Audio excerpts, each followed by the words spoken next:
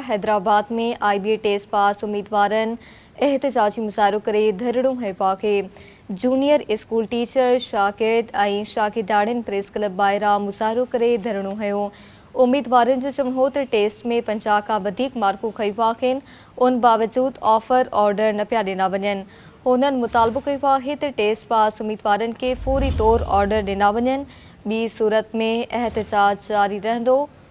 ख़बर खे ॾियूं पिया हैदराबाद में IBA टेस्ट पास उम्मीदवारनि एहतजाजी मुज़ाहिरो करे धरणो हिबा खे ख़बर खे ॾियूं पिया जूनियर स्कूल टीचर शागिर्द ऐं शागिर्दाड़नि प्रेस क्लब ॿाहिरां मुज़ाहिरो करे धरणो हिबा खे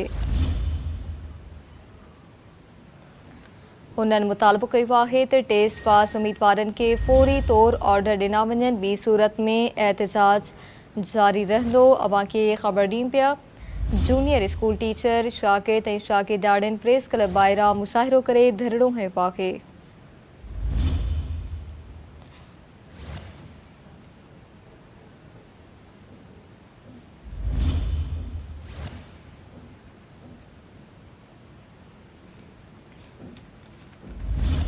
हैदराबाद में IBA टेस्ट पास उम्मीदवारनि एहतजाजी मुज़ाहिरो करे धरणो हिबा खे उम्मीदवारनि जो चवणो हो त टेस्ट में 50 खां वधीक मार्कूं खई वयूं आहिनि, उन बावजूद ऑफर ऑर्डर न पिया ॾिना वञनि। हुननि मुतालबो कयो आहे त टेस्ट पास उम्मीदवारनि खे फौरी तौरु ऑर्डर ॾिना वञनि, ॿी सूरत में एहतजाज जारी रहंदो।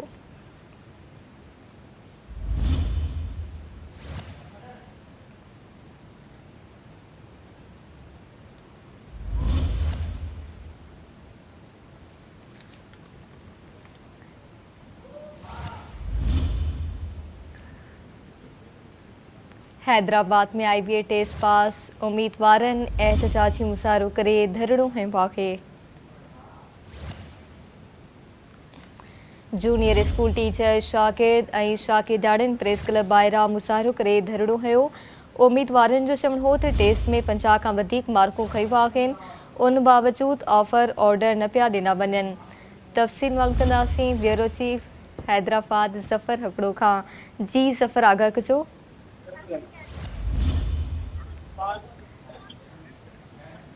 जी ज़फ़र, आगाह कजो कहिड़ा अपडेट्स आहिनि?